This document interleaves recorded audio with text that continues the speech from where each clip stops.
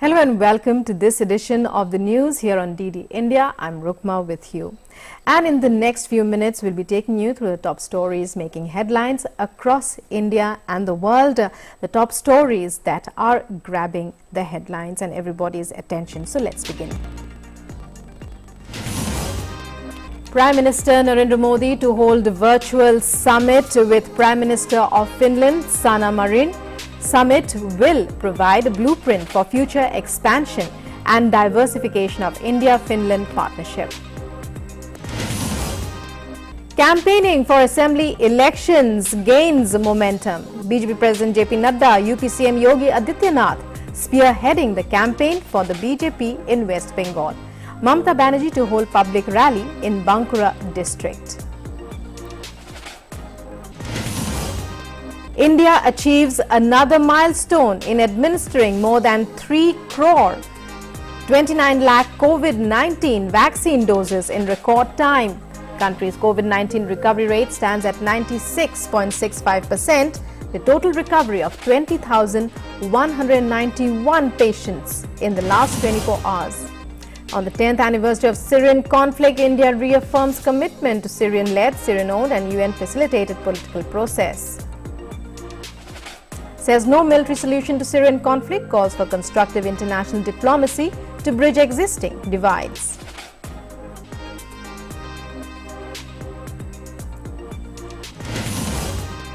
Global COVID cases cross 12 crore. Worldwide recoveries stand over 9 crore 73 lakh, with fatalities over 26 lakh 71,000. US continues to remain worst affected with more than 3 crore cases. British Prime Minister Boris Johnson to visit India at the end of April as part of policy tilt. This will be the UK Prime Minister's first major international trip after Britain's exit from the European Union.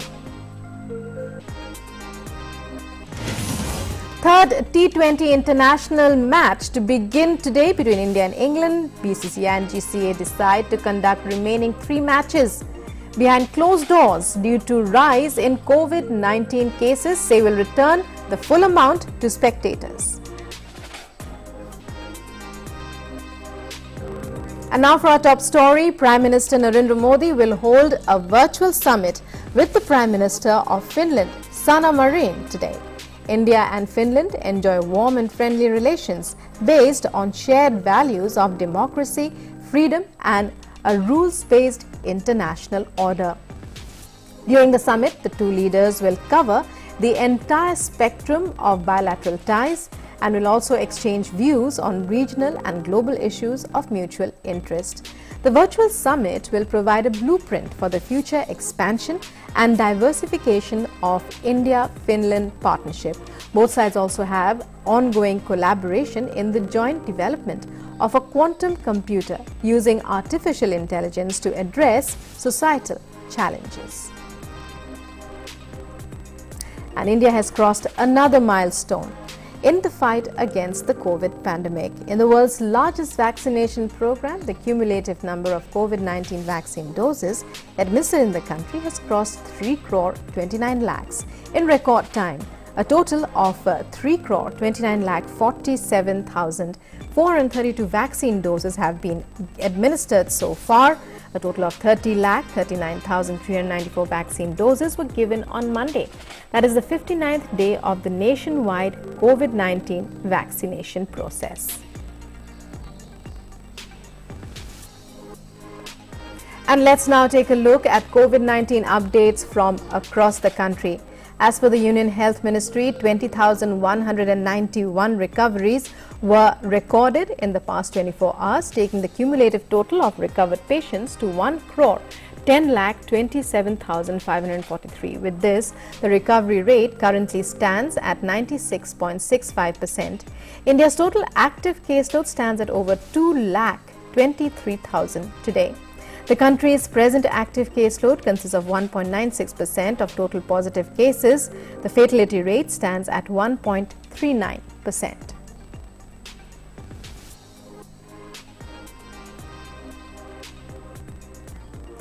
Let's take a look at figures of COVID testing in India. According to ICMR, 22 crore 82 lakh 80,763 tests have been conducted so far. 8 lakh 73,350 COVID-19 tests were conducted in a single day yesterday.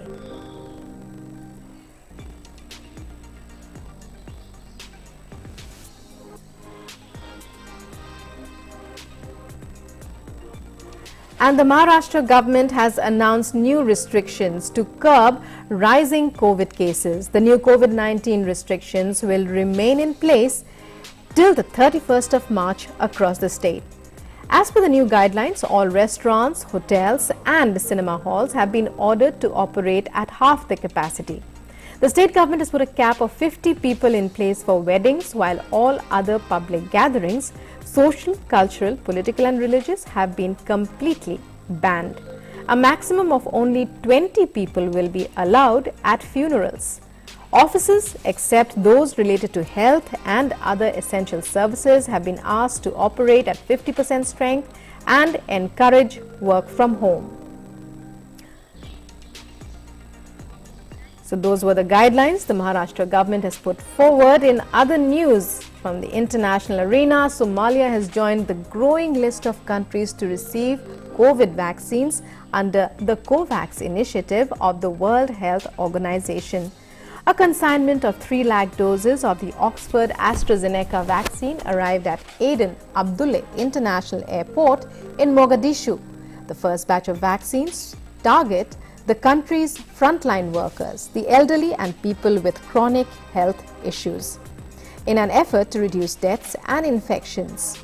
The country has registered more than 9,300 cases of COVID-19 with over 370 deaths so far. And UK Prime Minister Boris Johnson will visit India at the end of April. This will be Johnson's first major international trip after Britain's exit from the European Union. Johnson had planned an Indian trip in January as part of efforts to speed up trade talks between the two nations, but was forced to cancel amid a surge of COVID-19 infections at home. UK PM's office said that he had hoped to rearrange the visit before Britain hosted the meeting of leaders from the group of 7 rich nations in June, which Prime Minister Narendra Modi is due to attend as a visitor.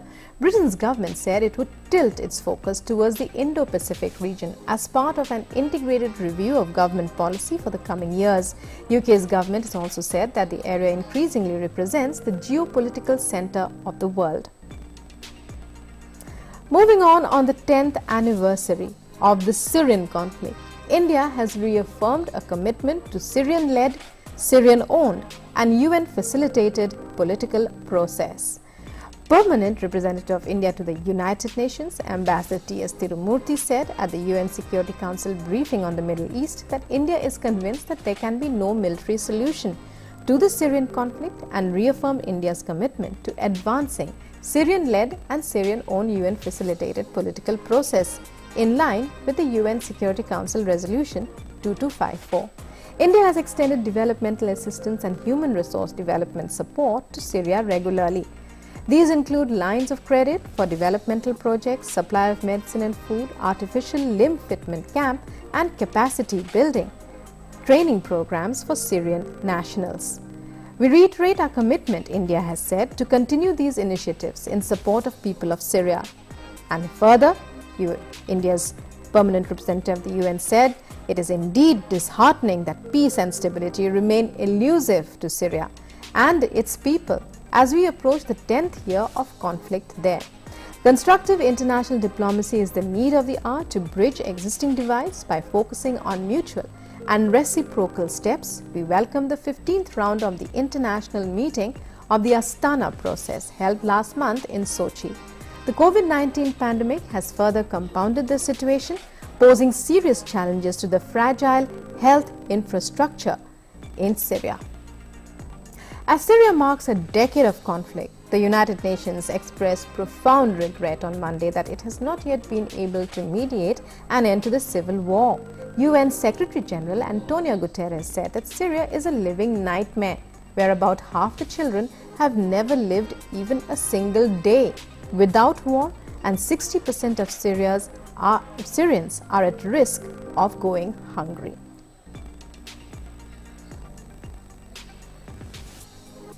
helping deliver the Syrians as one people from what the Secretary General has called a living nightmare. I express the profound regret of the United Nations that we have yet not been able to mediate an end to this tragic conflict. The Syrian tragedy will go down as one of the darkest chapters in recent history. The Syrian people are among the greatest victims of this century.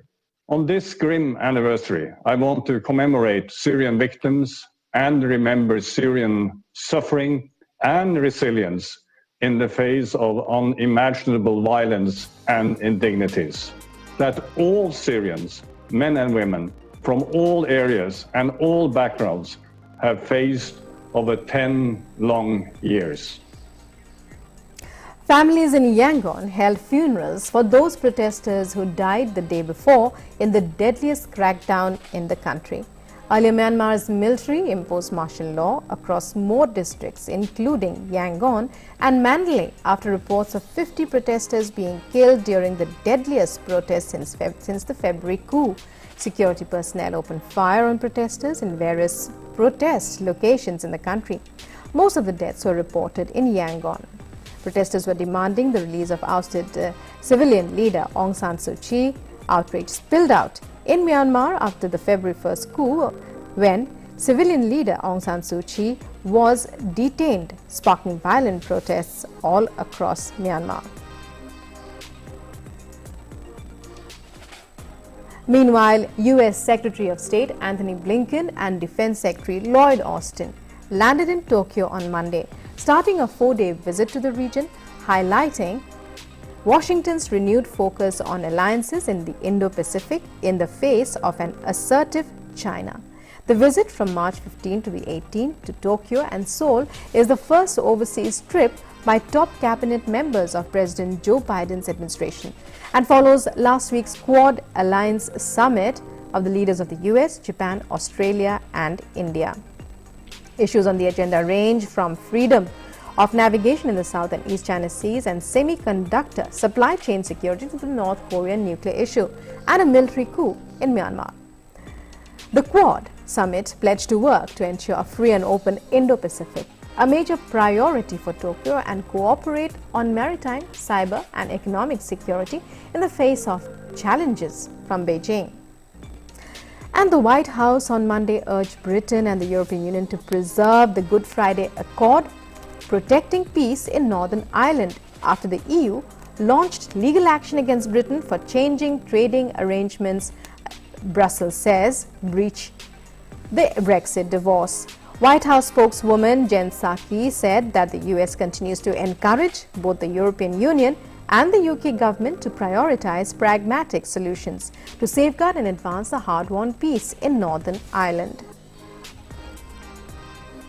We continue to encourage both the European Union and the UK government to prioritize pragmatic solutions to safeguard and advance the hard-won peace in Northern Ireland. We would, of course, encourage you to speak to those governments directly about any legal actions. President Biden has been unequivocal in his support for the Belfast Good Friday Agreement. This agreement has been the bedrock of peace, stability, and prosperity for all the people of Northern Ireland, and we also welcome cooperation between our British and Irish counterparts on the Northern Irish Border Protocol. The White House said on Monday that the Biden administration has reached out to North Korea but has not received a response. White House spokesperson Jen Psaki told reporters, I quote, "We have reached out," adding the US government had a number of channels through which to make contact. She also said, "Diplomacy is always our goal."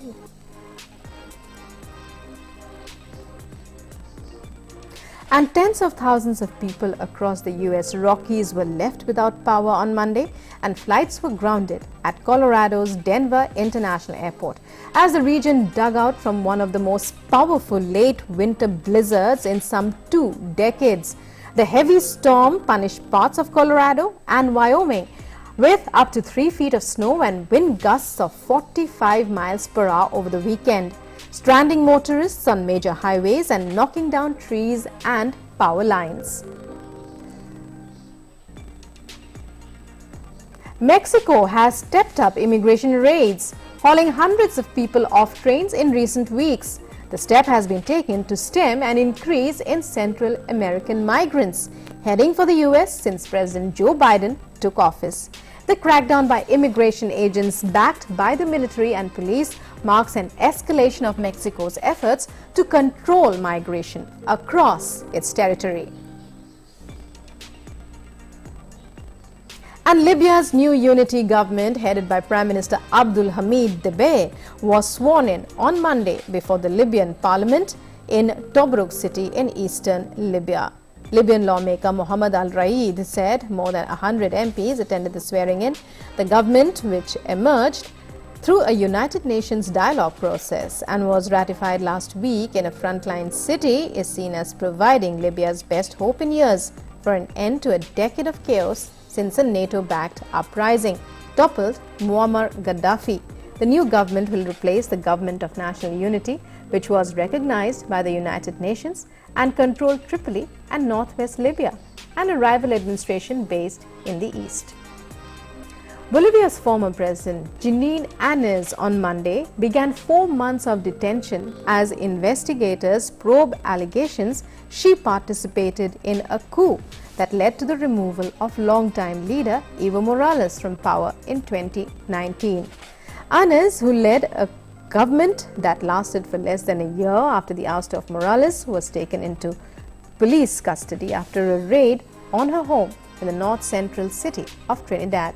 A judge ordered that Áñez be detained for 4 months after a hearing in which the allegations against her were outlined, including the fact that she used security force allies to push Morales to resign after contested elections and eventually install herself as interim president. Áñez took power after Morales resigned amid widespread violent protests and claims backed by international organizations that he fraudulently won the October 2019 election. At least 33 people were killed in the violence that followed the elections, 30 of them after Áñez took office. And time now for our regular update on COVID-19 from across the world. The global COVID-19 tally stands at over 12 crores. This happened 2 days ago, standing at 12 crore 7 lakh. The tally of recovery stands at over 9 crore 74 lakhs. COVID-19 has claimed over 26 lakh 72,000 lives worldwide. The US continues to remain the worst affected, where more than 3 crore 1 lakh cases of COVID-19 have been quoted.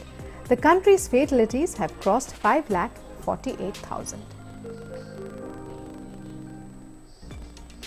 US President Joe Biden said on Monday that Americans will receive 100 million shots to vaccinate them against the deadly coronavirus in the next 10 days. Speaking at the White House, Joe Biden said his $1.9 trillion package would require fastidious oversight to ensure it's implemented properly. In the next 10 days, we will reach two giant goals. First is 100 million shots in people's arms will have been completed within the next 10 days, and 100 million checks in people's pockets in the next 100 days. But as I said last week, it's one thing to pass a historic piece of legislation like the American Rescue Plan, and it's quite another to implement it. And the devil is in the details. It requires fastidious oversight to make sure the relief arrives quickly, equitably, and efficiently with no waste or fraud. Meanwhile, the man selected to be in charge of the oversight is Gene Sperling, a role he will play similar to the one Biden had as the vice president in the aftermath of the 2008 financial crisis. Gene Sperling is a veteran of the Clinton and Obama administrations, and he will lead the oversight for distributing the funds from the $1.9 trillion coronavirus rescue package. Sperling will take a role similar to the one Biden had after the 2008 financial crisis. He will work with the heads of the White House policy councils and federal agencies to get funds out quickly and optimize their effectiveness. Japanese Prime Minister Yoshihide Suga received the first dose of COVID-19 vaccine on Tuesday in preparation for a meeting with US President Joe Biden next month. becoming the country's first government official to be publicly inoculated. Some 80 to 90 officials will be vaccinated before heading to the United States early next month, where Suga will become the first world leader to meet Biden since he became president. In Brazil, President Jair Bolsonaro has named Marcelo Queiroga, a cardiologist, to be the country's next health minister. The announcement comes hours after reports that the president was weighing candidates to replace General Eduardo Pazuello, the current health minister, in the backdrop of record COVID-19 fatalities registered last week. Marcelo Queiroga will become the fourth health minister in Brazil since the start of the pandemic. President Bolsonaro said that Queiroga will use Pazuello's agenda in the health ministry, and the government would redouble efforts to implement mass vaccinations against the virus. A year after Italy became the first European country to impose a national lockdown to contain the spread of coronavirus, the nation has fallen eerily quiet once again, with new restrictions imposed on Monday in an effort to stop a third wave of infections threatening to wash over Europe. The lagoon city of Venice was once again deserted as the surrounding region became a red zone, but under the most severe restrictions as the country struggles to contain a growing spread of COVID. Along with almost half the country's regions, Veneto once again has been put under the most severe restrictions. In red zones, Italians are only allowed to leave their homes for work, health, or emergency. Non-essential shops and schools must close. The tougher measures come almost exactly a year after Italy's first nationwide lockdown was enforced in the March of last year. Restrictions on cross-border travel have been a blow for the city. Italy has more than 32 lakh COVID-19 cases and over 1 lakh deaths due to the virus. The Wall Street, in business news now, the Wall Street climbed on Monday with the S&P 500 closing at a record high as investors awaited cues from the Federal Reserve this week amid caution over rising borrowing costs spurred by massive fiscal stimulus. The Dow Jones Industrial Average rose 173.64 points to 32,952.28. The S&P 500 gained 95.43 points to 3,968.77, and the Nasdaq Composite added 139.84 points to 13,459.71. And on to some sports news now. In cricket, the third T20 match between India and England will begin today. The BCCI and GCA have decided to conduct the remaining 3 matches without spectators.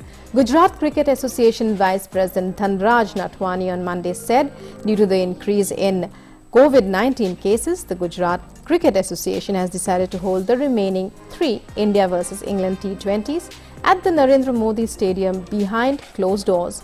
All those who have purchased tickets would be issued a refund.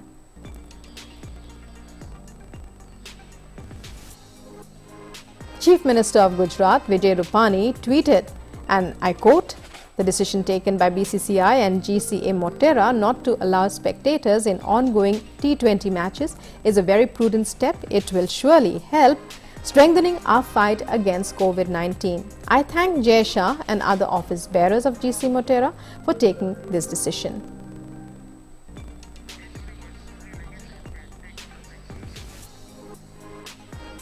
Meanwhile, India made a roaring comeback against England to level the 5-match series 1-all. India regrouped quickly after the defeat in the first T20, playing a well-calculated game to defeat England. India will be glad to see the effect made by debutant Ishan Kishan, who played a forceful 50 as opener and gave the hosts a blistering start to the chase of 165. Kohli remained not out at 73.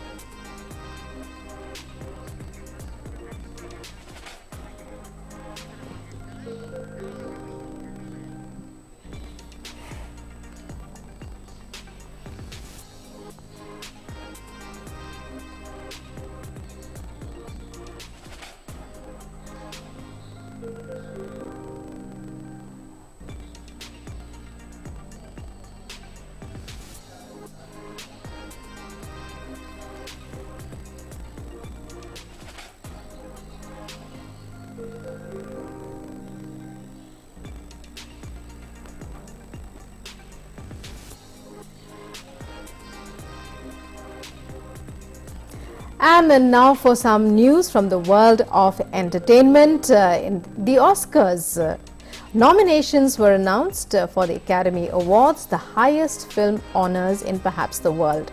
The 93rd awards will be presented on the 25th of April. Actress Priyanka Chopra could not contain her excitement after The White Tiger was nominated in the Best Adapted Screenplay category. Incidentally, Priyanka and her husband, singer Nick Jonas, were the ones who announced the nominations. Netflix's 1930s Hollywood drama Mank led Oscar nominations with 10 nods, including Best Picture, Director, and for actors Gary Oldman and Amanda Seyfried.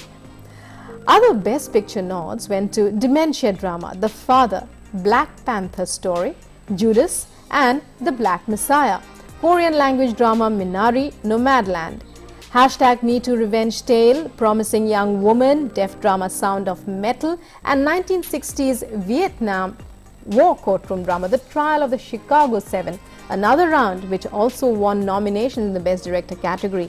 In fact, was the opening movie at the International Film Festival of India in January at Goa. The Oscars, the highest honors in the movie industry. The form of the ceremony has not yet been announced yet. Well, talent is never bound by age. This has been proved by a 12-year-old Japanese girl, Nakamura Sumire, who is all set to become the youngest second dan professional player of the board game Go. Take a look.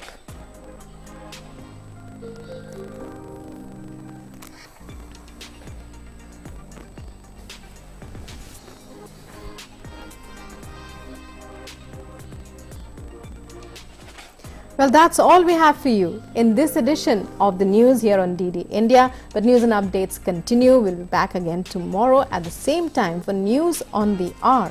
Meanwhile, keep watching DD India. Namaskar.